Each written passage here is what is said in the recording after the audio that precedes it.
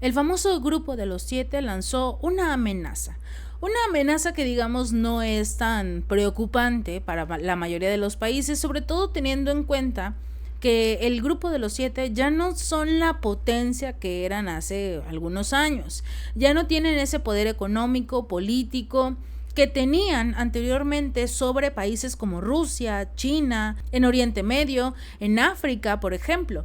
Ahora los países de los siete tienen que recurrir a este juego sucio, digámoslo así, de tomar medidas, a aplicar sanciones contra los países que intenten apoyar a Rusia, que presenten su apoyo material, digámoslo, por entregar recursos, hacer negocios con Rusia, con algunos productos que puedan ser utilizados según el Grupo de los Siete para ayudar a Rusia en este conflicto contra Ucrania. Algo hipócrita teniendo en cuenta que los miembros del Grupo de los Siete, toda la OTAN, apoyan a Ucrania, le entregan recursos, le entregan armas y nadie les dice absolutamente nada, pero ellos se sienten con el derecho moral de poder ayudar a Ucrania contra Rusia. Y si alguno de los otros países que no conforman este tratado del Atlántico Norte quiere seguir haciendo negocios con Rusia, entonces será sancionado, entonces será criticado por todos los miembros del grupo, por diversas naciones que apoyan esa idea de que Ucrania va a vencer a Rusia, o que simple y sencillamente siguen la corriente de Estados Unidos porque no tienen otro remedio, debido a que pues prácticamente su economía se basa en los beneficios que pueden recibir por parte de Estados Unidos. Con esta idea en mente de que pueden prácticamente sancionar a cualquier país y que ellos se van a rendir a los pies de Estados Unidos por este tipo de medidas contra ellos, seguirán combatiendo en estrecha cooperación con terceros países cualquier intento de evadir y eludir nuestras sanciones y medidas de control de las exportaciones. Impondremos sanciones adicionales a las empresas y particulares de terceros países que ayuden a Rusia a adquirir armas o insumos claves para las armas. Esto se compartió en un comunicado tras una cumbre virtual entre los líderes de este famoso Grupo de los Siete: Estados Unidos, Reino Unido, Canadá, Francia, Italia, Japón y Alemania. Entre estos países, por supuesto, quieren hacerle ver al mundo que ellos controlan el comercio, las exportaciones, algo un poco ridículo, sobre todo porque China sigue haciendo negocios con Rusia, la India sigue haciendo negocios con Rusia, varios países de Oriente Medio, incluidos Irán, Emiratos Árabes Unidos, Arabia Saudita, siguen haciendo negocios con Rusia, a pesar de que Emiratos Árabes Unidos ha estado cerrando algunas cuentas de su banco principal de empresarios o particulares de Rusia para evitar las sanciones. En el caso de Arabia Saudita también han tenido ciertas diferencias. Hay algunas reuniones entre los países miembros de este Grupo de los Siete y las autoridades de Arabia Saudita para tratar de llegar a un acuerdo de paz por Ucrania, no por Rusia, por Ucrania. Incluso se presume que hubo una reunión secreta entre estos miembros del Grupo de los Siete y las autoridades de Arabia Saudita, donde Arabia precisamente fungió como el intermediario, el neutral en estas presuntas negociaciones de paz, que ya sabemos que fueron un fracaso porque, como lo dice Rusia, no se puede llegar a un acuerdo de paz sin Moscú. No puede haber un acuerdo entre Ucrania y Rusia sin Rusia. Entonces ahora ellos quieren tratar de controlar las exportaciones. Ellos consideran que nadie puede eludir sus sanciones y las medidas de control en estas exportaciones a nivel mundial si el Grupo de los Siete no aprueba esas exportaciones en favor de Rusia. Este comunicado también informa de las intenciones de los países del Grupo de los Siete para presionar cada vez más sobre los ingresos de Rusia procedentes del sector energético, algo que nuevamente es hipócrita de su parte, teniendo en consideración que Francia, Alemania, España, también vemos al propio Estados Unidos, Italia, incluso estos países están comprando petróleo y gas ruso. Lo hacen a través de intermediarios. Siguen comprando los productos energéticos rusos a través de intermediarios porque necesitan el gas, el combustible, todos los recursos energéticos que ofrecía Rusia anteriormente de forma mucho más barata, pero como en este momento no tienen, digamos, un nuevo país que les pueda ofrecer lo que antes les daba Rusia a un costo muy económico, entonces simple y sencillamente tienen que adquirir los productos de China, de la India, de Turquía, de Hungría, para poder subsistir energéticamente estos países, teniendo en consideración que Alemania, por ejemplo, fue uno de los países más afectados en torno a estas sanciones procedentes del sector energético debido a la alta dependencia que tenía este país de la energía rusa barata. Esto hizo, por supuesto, que las empresas de Alemania tuvieran que salir huyendo, irse a Estados Unidos, a pesar de que ahora en Estados Unidos también están teniendo prácticamente este mismo problema. La única diferencia es que el sector energético de Estados Unidos se basa en el uranio ruso. Continúan comprando aproximadamente más del 40% del uranio que utiliza Estados Unidos en el país proviene de Rusia, y por obvias razones el uranio no está siendo sancionado para este país porque no le conviene a Estados Unidos.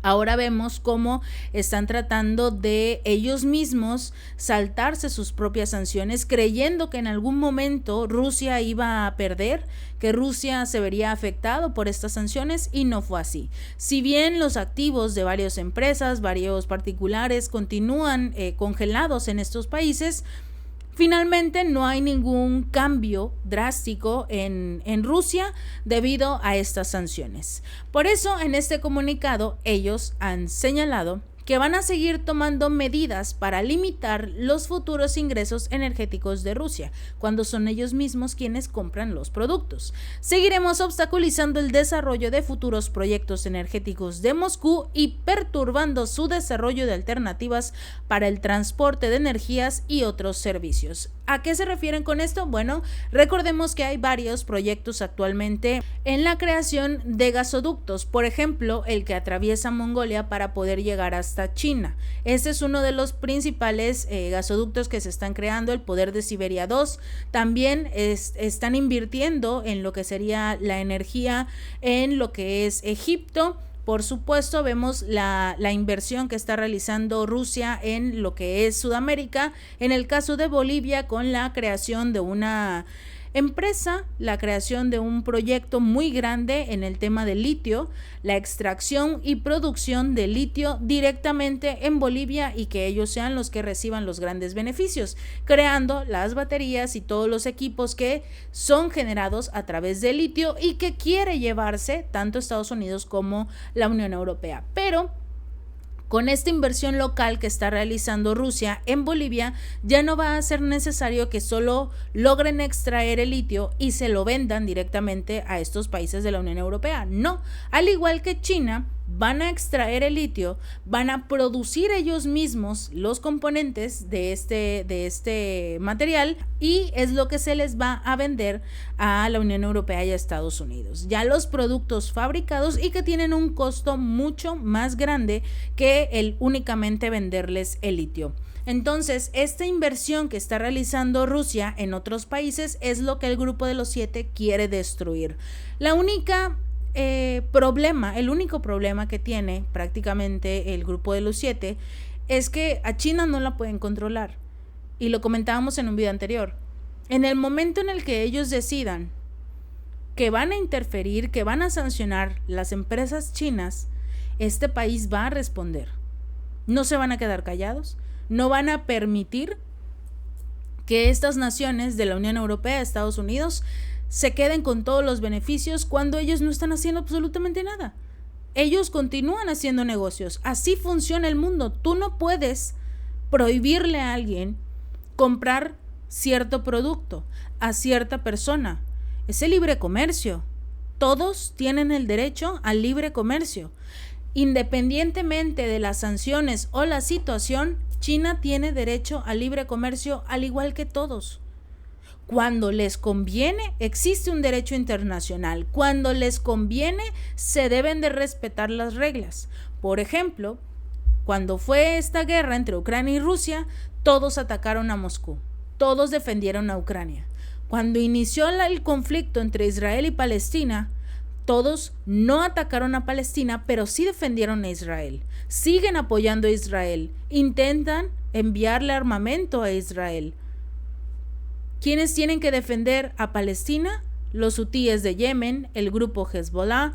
Tienen que salir prácticamente los propios ciudadanos a tratar de ayudar a los que quedaron encerrados en la Franja de Gaza, que no se pueden mover.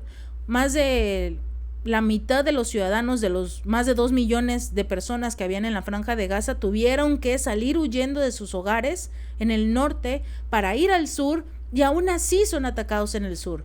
Pero en esta guerra no hay, digamos, un derecho internacional. La Corte Internacional de Justicia sí pudo emitir una orden de aprehensión contra el presidente ruso Vladimir Putin, pero contra los ataques, y que incluso ellos reconocen como un genocidio entre Israel contra Palestina, nadie ha sancionado a Israel.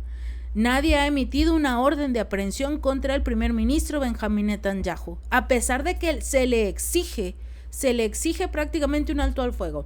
Pero como Estados Unidos continúa vetando el alto al fuego, entonces Israel tiene rienda suelta a hacer lo que quiera en ese territorio. Cuando les conviene existe el derecho internacional. Cuando no, cuando afecta sus intereses, entonces es completamente ignorado. Por eso ahora están enfocados en tratar de nuevamente poner en el ojo del huracán la guerra entre Ucrania y Rusia, porque pueden seguir utilizando ese conflicto para que las personas nos olvidemos de lo que ocurre entre Israel y Palestina, que es terrible la situación en este momento, que Benjamín Netanyahu sigue atacando ahora la ciudad de Rafah, una ciudad que le dijo a los ciudadanos que podían desplazarse porque estaban seguros allí. Y ahora resulta que no, que los hospitales, los refugios son atacados día y noche. Por eso necesita Estados Unidos, junto con sus aliados, que todos nos enfoquemos nuevamente en la guerra entre Ucrania y Rusia, para que ignoremos lo que ocurre en Israel. Por otro lado, también la Unión Europea adoptó el paquete de sanciones número 13 contra Rusia. En estas se incluyen compañías de terceros países que, según el Consejo Europeo, apoyan el complejo militar industrial ruso. Entre ellas se encuentran las compañías de la India, Sri Lanka, China, Serbia, Kazajistán, Tailandia y Turquía. Al mismo tiempo, el presidente de los Estados Unidos, Joe Biden, también anunció la introducción de nuevas restricciones. 500 nuevas sanciones contra Rusia. Esto fue lo que dijo el mandatario de la Casa Blanca, y manifestó también que se introducirán nuevas restricciones a las exportaciones de casi 100 entidades por brindar apoyo encubierto a Rusia en medio de este conflicto. Recordemos que durante la entrevista de este periodista Tucker Carlson al presidente ruso Vladimir Putin, el mandatario afirmó que estas sanciones contra Rusia realmente beneficiaron a Moscú. No perjudicaron la economía como pensó la Unión Europea que iban a lograr destruir. El mayor número de las sanciones que se aplican en el mundo son contra Rusia. No obstante, nos convertimos en la primera economía de Europa durante todo este proceso de las sanciones. Hoy la Unión Europea y su economía se cayeron a pedazos. Quieren seguir sancionando a Rusia. Amenazan a los otros países para que no hagan negocios con Rusia. Pero aún así, estas sanciones no sirven. Esto es lo que nos demostró la Unión Europea y Estados Unidos en estos 2 años de conflicto. Las sanciones no sirven, siempre y cuando los países se mantengan firmes, siempre y cuando no solo el sancionado, sino el resto del mundo se mantenga firme y continúe haciendo negocios. ¿Por qué?